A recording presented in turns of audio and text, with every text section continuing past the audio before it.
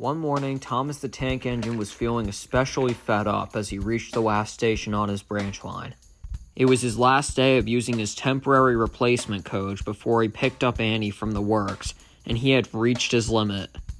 "Yeah, crappy journey as usual. Not that I'd expect anything less from you, but I swear to God, one more ride with you, Thomas, and I'll be killing myself. If I have to spend another ride with you, I'm gonna reach into your, window and pat you nicely."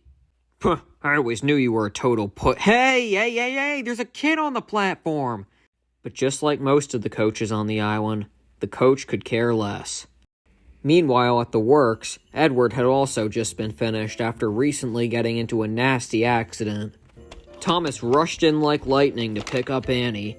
"Oh my gosh, Annie, I'm so glad you're okay. Oh my God, I was worried sick and..." "Oh, yeah, and how are you, Edward?" "Oh, I'm much better now," he said.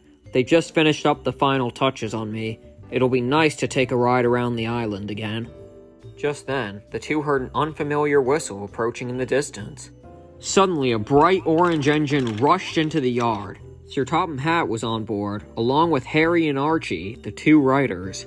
"Hello, you three," said Thomas. "Who's this?" "I'm glad you asked," replied Harry enthusiastically. "Me and Archie, mostly me, decided it would be beneficial to have our own private mode of transportation around the island.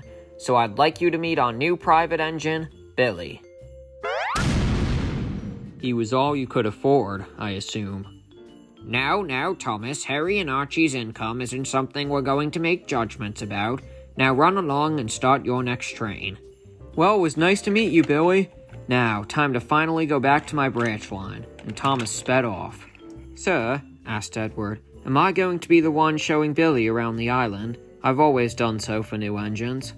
"Well, Edward, that's actually what I wanted to discuss with you. There's a bit of a problem, between the age that you are and the amount of accidents you've been in recently. We and the Railway Board have decided that your license is up for renewal." What license, sir?" "Jesus Christ, you're all a bunch of idiots, aren't you? I mean, your driver's license, of course, Edward. Every engine has one to permit them for safe travels on the railway." Sir, with all due respect, those accidents were not my fault. And besides, who's going to be the one showing Billy around now?" "Oh, I've already arranged that. And don't worry, just because of your age, it's up for renewal anyway." "That means you're old.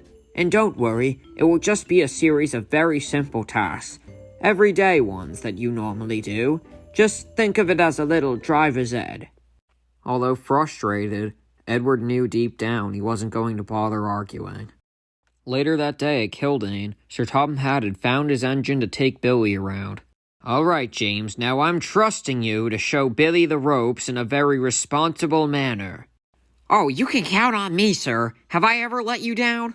"Well, my wife still has that bruise from the Signal House incident, so take that how you will." Right. Anyway, Billy, let's get started." Billy!" Yeah, I know, I just said your name. Now let's get started." "Wait! I can't go without my emotional support car." "Your what?"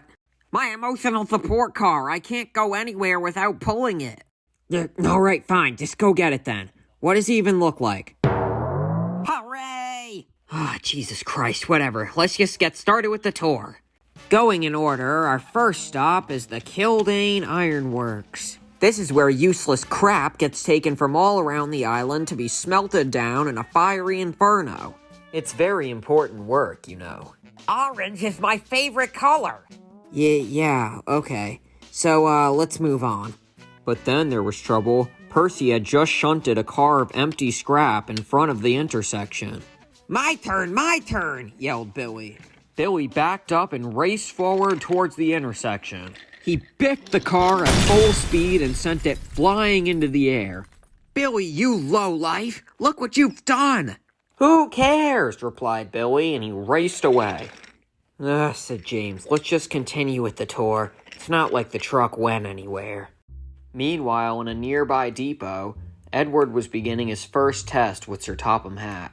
"Well, Edward, all you have to do for this first test is very simple. Just shunt this line of trucks into a neat row." Oh, so this really is as simple as it seemed, sighed Edward. Well, let's get right into it then. I've done this 100 times. Probably even 1,000. Edward began to shunt the trucks together, but as Sir Topham Hatt had his back turned to write on his clipboard, suddenly a truck came flying from the other direction. It smashed into Edward's cars and immediately derailed some of them. What on earth was that? Asked one of the trucks. Edward! Cried Sir Topham Hatt as he spun around, shocked from the noise. I thought you knew how to handle trucks, but this is how you push them around? You are better than that, Edward. It wasn't Edward's fault, sir, said one of the trucks. Yeah, another truck came flying from another direction. Yeah, I don't have time to hear excuses. Edward is old enough to know how to handle trucks. Let's just hope he does better in the next test. Ah, well, thanks for at least trying to clear my name, you lot. Let's just move on to the next part of this.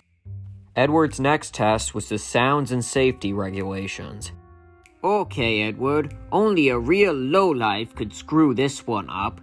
All I'm going to do is just blow the whistle, and you show me that you know what it means, and leave when I blow it. Now, it is rather loud, so I'm just going to put these noise-canceling headphones on for a moment while I blow it. But meanwhile, James and Billy were getting into more trouble. They soon reached the very top of Gordon's Hill. Here we are, Billy, the tallest and highest point in all of Sodor. Makes you just want to yell to the world, doesn't it? But Billy took this a little too literally. He gathered up a ton of steam and yelped. Oh, geez, that is loud, said Edward. Welp, here we go. Can't mess this one up. Edward, cried Sir Topham Hatt. How did you seriously screw this up? I never blew the whistle. Edward was beyond confused. But sir, he said, I swear I heard it. What else could have possibly made that noise? But there was no use negotiating. Edward moved on to his final task. He knew he had to pass this one, or he feared what would come next. Okay, on familiar territory now. My own branch line. Can't screw this up, he said to himself. Edward had to arrange a train of freight before the boat arrived at the docks. All right, slow and steady, Edward, he said to himself. You're not losing your mind. But unknown to Edward, James and Billy were once again close by. James assumed that Billy was following right behind him. However, Billy had taken a wrong track far behind James.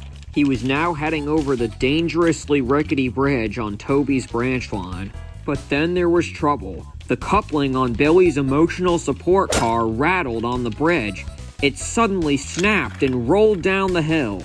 It gained just enough momentum to make it over the Brendam Bridge. It smashed into Edward's train and rolled out into the sea. This time, Sir Topham Hatt had seen everything. My word, he said. It seems I've goofed. There must have clearly been other matters involved in the test failures here. Edward, I'm sorry. We'll get this sorted out. It's okay, sir, said Edward. But next time I'd recommend investigating before jumping to conclusions. Later that evening at Knapford, all had been sorted out. Well, Billy, said Sir Topham Hatt, I see you're not entirely to blame here, although you're still pretty freaking stupid, though. And James, I genuinely cannot say I'm surprised. Was that a shot in the dark? Well, at least everything's back to normal now, said Edward. You can say that again. I finally have my 2 faithful coaches back. I wish I had my car back. I wonder where it went.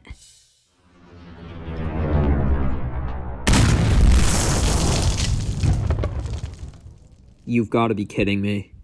Don't worry, Thomas. On the bright side, while Clarabelle is being mended, there's still a replacement coach you can use. Hey, Thomas. You miss me. No!